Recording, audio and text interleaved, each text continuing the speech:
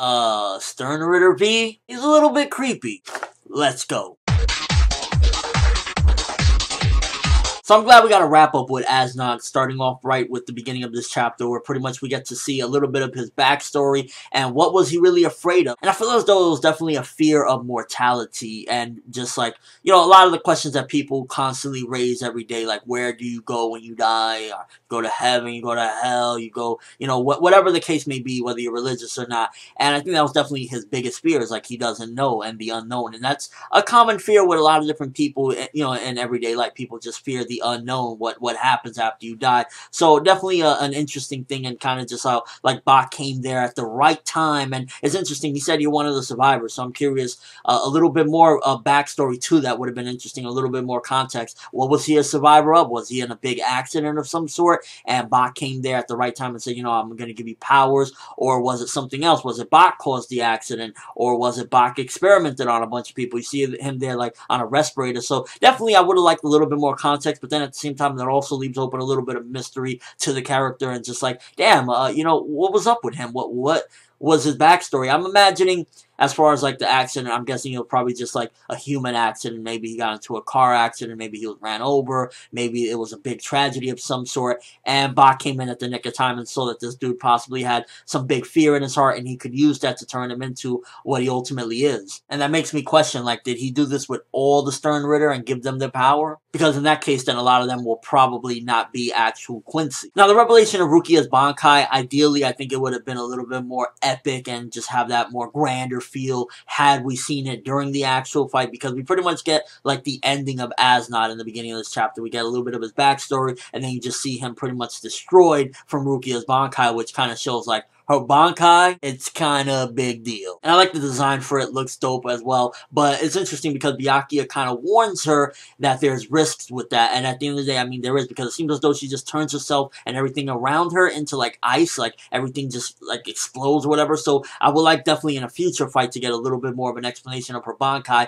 But at the same time, while it may be a strong Bankai, like Byakuya said, it is a big risk, because at the end of the day, look at her, she's pretty much a giant popsicle. And let's say she's in the middle of a battle and uses it and she's pretty much incapacitated, she's going to have to rely on somebody to heat her back up. And imagine if she fought Bazby, he would have a lot of fun trying to use that to his advantage. Oh, you weak, girl? Yeah, I'll keep on defrosting you and then burning you up, bitch. Please don't let that happen. But nonetheless, at the very least, we got to see the design of it and just what she looks like and some of the events afterward, and kind of that it's a bit of a risk. You know, the bigger the risk, bigger the reward, I guess, though. Because it does seem to be very effective. I mean, it took out Asnod, there we go. And it's just me, or did it feel awkward when Byakuya was like, oh, melt slowly, but then he starts walking away, we have to go, and it's like, what the fuck, you just told her to melt slowly, how you want her to move, she's a popsicle. So overall, the beginning of the chapter, not as epic or as impactful, although it did give useful information as to Asnod, his backstory, as well as a little bit more insight into the Bankai of Rukia, which was pretty interesting. And then we transition into a setup where, out of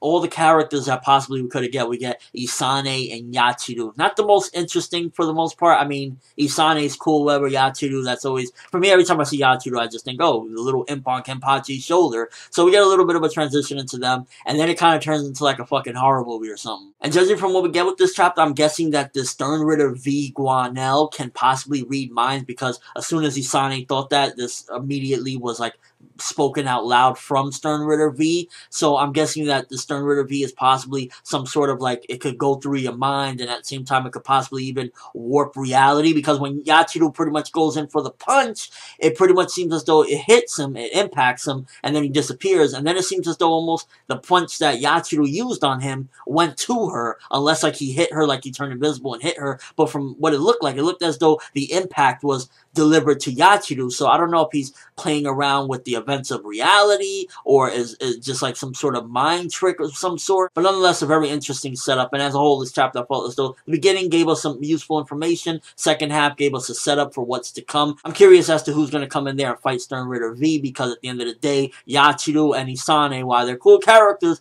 they ain't going to be able to cut the mustard to fight this dude. And I'm imagining maybe it'll possibly be Renji, or I don't know really who could fight, because at the end of the day, Sternritter's are strong as shit. So you're gonna need somebody incredibly strong to come in there. Either way, this is getting good setup to who this person is and somebody coming in there and saving them. Because I mean, while it would be kick ass at the same time, 2 females taking out one of the Sternritters, I don't see it happening with these 2. But overall, good chapter. I'm gonna give this one 7 out of 10. I felt as though it did good setup, gave us useful information, and overall moved things along. Some of the things I didn't really care for necessarily was something that Kubo loves to do, and I always gotta call it out when I see it. Him using giant pages for like a simple drawing. It's like you're using a whole page for like a sword or something, the tilt of the sword or whatever. And it's like you could have used some of that for other stuff. But nonetheless, useful information, and it was just a good setup at the end for what's to come. I'm looking forward to seeing who's going to actually be the opponent for Guanel, Sternritter V, and who's going to ultimately come to their rescue, because I just don't see Isane and Yachiru cutting the mustard. I mean, unless Kenpachi comes in, which if Kenpachi comes in, my body is ready, baby. And it would also be for an interesting fight, because Kenpachi, he's a brute, and at the end of the day, this guy seems tricky, so Kenpachi would really have to settle down and show that he's developed past just being a brute and able to figure this dude out. So if it is Kenpachi that shows up indeed, then